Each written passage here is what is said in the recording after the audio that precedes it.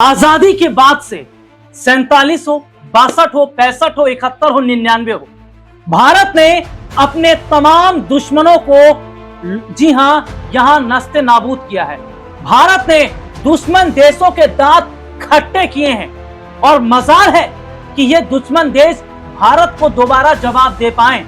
लेकिन पाकिस्तान जैसा मुल्क है कि वो अपनी आदत से बाज आता ही नहीं है, या ये कहा जाए कि पाकिस्तान को आदत सी हो गई है कि बार बार उस पर हमला करते रहो, लेकिन वो है कि कायराना हरकत से बाज नहीं आ रहा है।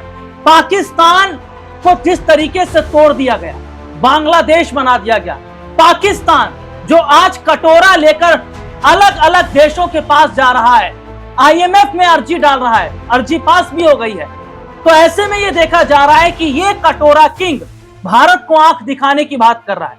ये कटोरा किंग भारत से सामना करने की बात कर रहा है, लेकिन इसे ये पता नहीं कि ये वो भारत नहीं है जिस पर युद्ध हो गया तो वो चुप रहेगा। ये वो भारत है जिसे छेड़ोगे तो छोड़ेंगे नहीं, और ऑपरेशन सिंदूर इसका जीता जागता उदाहरण है। इसके बाद आप देख लीजिए, पाकिस्तान जो अपने चाइनीज खिलौनों को चला रहा था, नस्ते नाबूद भारत ने कर दिया। भारत ने उसके F-16 जैसे लड़ाकू विमान को तहस नहस कर दिया, उसके ड्रोन को तहस नहस किया, और अब वो टर्की के हथियारों को इस्तेमाल कर रहा है, लेकिन भारत उससे भी जवाब दे रहा है।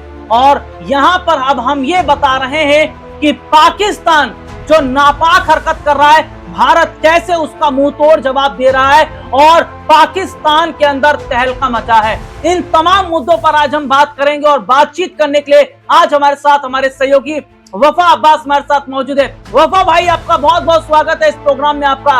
और अब्बास भाई, ऐसे ही नहीं कहा जाता है कि जो चाय है हम वो पिएंगे, लाहौर में लंच हम कराची में करेंगे, या आगे हम डिनर करेंगे, क्योंकि जिस तरीके से हम देखते हैं, और ये इतिहास रहा है कि भारत ने पाकिस्तान को इस तरीके से खदेड़ा कि वो कराची तक पहुंच गए थे, और जिस तरीके से अब हम देख रहे हैं कि भारत ने पाकिस्तान में जो तबाही मचाई है, लाहौर, इस्लामाबाद, कराची, चारों तरफ इस वक्त हम देख रहे हैं कि पाकिस्तान बर्बाद हो चुका है। लेकिन ये वही वाली कहावत कही जाती है कि रस्सी जल गई लेकिन बल नहीं गया।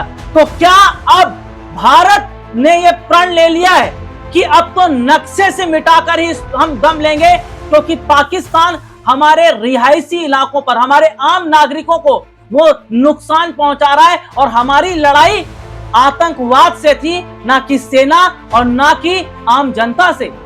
देखिए, बिल्कुल बहुत अच्छा आपने बताया, और आपने जिस तरह से पूरी ब्रीफिंग दी कि 1947-48 का युद्ध हो, 62 का युद्ध हो, 65 का युद्ध हो, जितने भी युद्ध अभी तक भारत ने लड़ाए हैं, किसी में हार जो है वो अभी तक नहीं मानी है, और ये बाकायदा पाकिस्तान बखूबी जानता भी है, और हर बार जब भी हमसे टकराया है हमने उसे धूल चटाने का काम किया है। भले ही हम इतने सक्षम पहले नहीं थे, आजादी के फौरन बाद ही उसने हमला किया, और लेकिन उसके बावजूद भी उसको धूल चटाई, और आज तक उसको धूल चटाते आए हैं। लेकिन पाकिस्तान है कि आतंकवाद से मानता ही नहीं, और पहलगाम हमले में जो उसने कायराना हरकत की थी, उसका ऑपरेशन सिंदूर से जवाब देकर, एक बार फिर से मुंह तोड़ जवाब देकर, अब भारत ने यह बता दिया है कि अब ये पुराना वाला भारत नहीं है, और जो पहले भी घर में घुसकर मारता था, और अब के तो ऐसा वार करेगा कि पाकिस्तान की नस्लें जो हैं वो तबाह हो जाएंगी, आतंकवाद की नस्लें जो हैं वो खत्म हो जाएंगी। और अब जो है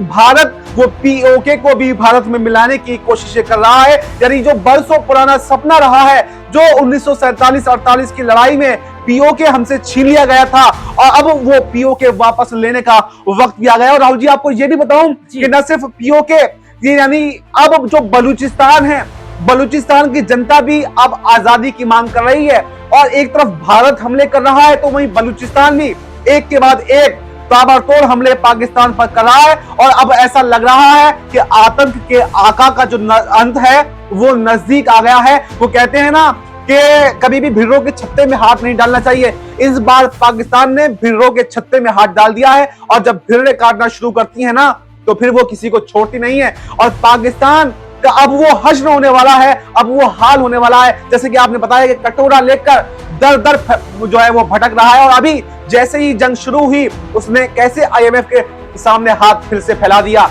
क्या जो दूसरों के लोन पर पड़ रहा हो, जो भीख मांग रहा हो, दर दर भटक रहा हो, उसकी इतनी हिम्मत हो गई कि अब वो भारत से आंख लड़ाए। और भारत से आंख लड़ाने का क्या मतलब होता है, क्या अंजाम होता है, ये ऑपरेशन सिंदूर के बाद में हमने बता दिया। और अगर आगे जरूरत पड़ेगी, अगर ये युद्ध जो है ये और भी आगे बढ़ता है, तो इस बात में कोई भी दो राय नहीं है कि दुनिया के नक्शे से जो है पाकिस्तान का खात्मा हो जाएगा और पाकिस्तान जो है सिर्फ इतिहास के पन्नों में दर्ज होकर रह जाएगा। पाकिस्तान जो ऐसा मुल्क है, या अगर मैं कहूं, देखिए पाकिस्तान का जो मतलब है, इसका जो अर्थ है, ये बहुत सुंदर अर्थ होता है। पाकिस्तान का मतलब हो गया यानी कि पाक, यानी कि साफ। आप समझ रहे हैं? तो ये पाकिस्तान का मतलब होता है कि जहां पर हर जगह साफ सुथरा हो, जहां पर हर जगह पाक हो। पाक का मतलब साफ होता है, लेकिन यहां पर हम देख रहे हैं कि ये पाकिस्तान नहीं, ये आतंकिस्तान है, आतंकिस्तान। क्योंकि इसने अपने यहां आतंक को पनाह दी है, इसने अपने यहां आतंकी अड्डों को बनाया है, और इसने यहाँ छोटे छोटे मासूम बच्चे, जो गरीब बच्चे होते हैं, उन्हें किस तरीके से जिहाद के नाम पर उन्हें बरगलाया, फुसलाया है। और वही बच्चे इन्हें ये बाद में इन्हें ट्रेनिंग देता है और वो उन्हें लड़ने के लिए भेजता है। तो ये पाकिस्तान की असली हकीकत है साहब। और भारत ने जो ऑपरेशन सिंधु चलाया, और इस ऑपरेशन सिंधु में भारत ने पाकिस्तान में जो हमले किए, उसमें जो आतंक का जो उन्होंने पूरा जखीरा खत्म किया, और जो बकायदा बताया कि देखिए कि हमारी लड़ाई सेना से, जनता से नहीं, सरकार से नहीं, हमारी लड़ाई आतंक से, और हमने बदला लिया पहलगाम का। लेकिन देखिए कि जो आतंकी मारे गए, उनके जनाजे में पहुंचे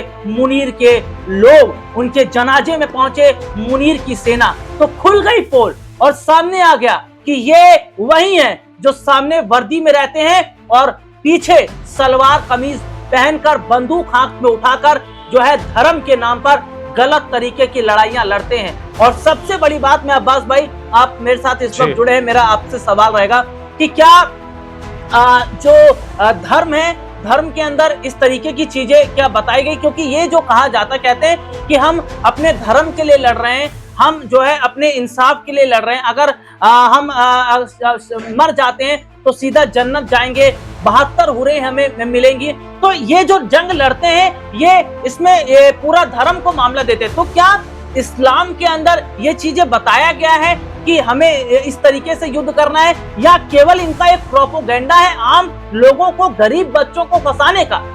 देखिए राहुल जी, आतंकवाद को बढ़ावा कोई भी धर्म नहीं देता है। और इस्लाम अगर देखा जाए तो अमन पसंद जो है वो मजहब है, अमन पसंद जो है वो धर्म है और शांति का प्रतीक है। लेकिन जिस तरह से इन आतंकियों ने इस्लाम का दुष्प्रचार अगर कहें तो किया है, वो अपने आप में एक धब्बा है। देखिए, इस्लाम तो छोड़िए, मैं कहता हूं गिरे से गिरा, बेकार से बेकार मजहब जो है वो आतंकवाद को बढ़ावा नहीं दे सकता, क्योंकि धर्म ही हमें अच्छे रास्ते पर ले जाता है। और किस कुरान के अंदर लिखा है कि आप जिहाद कीजिए? किस कुरान के अंदर लिखा है कि आप जो है जिहाद के नाम पर दूसरे लोगों को मारिए? देखिए, जिहाद का मतलब धर्म को बचाना हो सकता है, लेकिन जिहाद का मतलब आतंक फैलाना बिल्कुल नहीं हो सकता। ये यहाँ पर बिल्कुल आपने कहा कि जो गरीब बच्चे हैं उनको आतंकवादी उठाते हैं और उनका माइंड वॉश करते हैं, उनको बताते हैं कि 72 हुरें मिलेंगी, जन्नत में जाया जाएगा।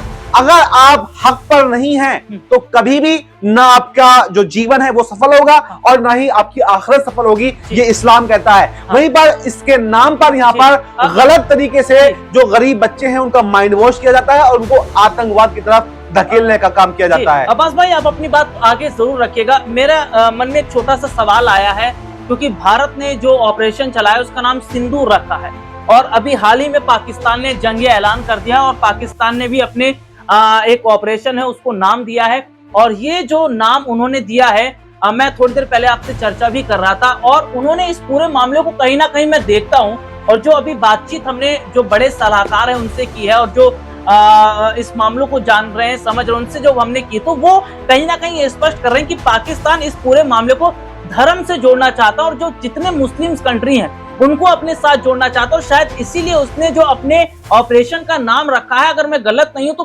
कुरान की जो आयत है उससे ही कुछ लिया गया है, जबकि जो कुरान है वो बहुत पवित्र अगर मैं कहूँ ग्रंथ है, और इसके बारे में आप बहुत अच्छे से बता भी सकते हैं। देखिए राहुल जी, अगर इसकी बात करें, जैसे आपने कहा कि कुरान से लिया, कुरान में हर चीज का जिक्र है, अच्छी चीज का भी जिक्र है और बुरी चीज का भी जिक्र है, गंदगी का भी जिक्र है और पाकीज़गी का भी जिक्र है। तो ये तो लेने वाले के ऊपर डिपेंड करता है कि वो उससे क्या लेता है। जो उन्होंने धर्म इसका ऑपरेशन का नाम दिया है, उसमें उन्होंने सिंदूर के नाम पर बिल्कुल इसको धार्मिक मोड़ जो है वो देने की कोशिश की है, क्योंकि सवाल यहाँ पर ऑपरेशन सिंदूर पर भी उठ रहे हैं कि जो सिंदूर है वो एक विशेष धर्म से ताल्लुक रखता है, हिंदू धर्म से ताल्लुक रखता है, जबकि जी हिंदू धर्म में महिलाएं सिंदूर लगाती हैं, जबकि अगर कहा जाए तो भारत में हर धर्म के लोग रहते हैं। तो ये सवाल यहाँ पर भी उठे हैं। वहीं पर इसके जवाब में पाकिस्तान ने भी इसको धर्म का जो एंगल है वो देने की कोशिश की है, ताकि इंटरनेशनल लेवल पर वो मुस्लिम कंट्रियों का सपोर्ट जो है वो हासिल कर सके। लेकिन जो उसने नाम दिया है, उसका नाम क्या है आपको पता है? उसका नाम का तर्जुमा होता है हिंदी में, उसका मतलब है अटूट दीवार। तो दीवार के नाम पर आप कैसे समर्थन ले सकते हैं? और जैसे कि मैंने आपको बताया कि हर तरीके का जिक्र कुरान के अंदर है, अच्छी चीजें भी हैं, बुरी चीजें भी हैं। तो इससे तो हम कह ही नहीं सकते कि क्या कुरान से हम ले रहे हैं, कहां से ले रहे हैं। ये सिर्फ एक गुमराह करने वाली चीज है। और पाकिस्तान को सब जानते हैं, 57 मुस्लिम कंट्रीज हैं इस दुनिया के अंदर। कितनी मुस्लिम कंट्रियों का समर्थन अब तक पाकिस्तान को मिला है? सब जानते हैं कि पाकिस्तान आतंकवादी संगठन है। सिर्फ टर्की के अलावा कौन सा ऐसा देश है, चाहे वो सऊदी अरब हो, ईरान हो, कतर हो, कोई सा देश ऐसा सामने आया जिसने अभी तक समर्थन किया हो पाकिस्तान का? कोई नहीं कर रहा। और क्या पाकिस्तान का समर्थन वो खुद बलूचिस्तान वाले नहीं कर रहे? धर्म के नाम पर अगर पाकिस्तान बना था तो फिर बांग्लादेश अलग क्यों हुआ?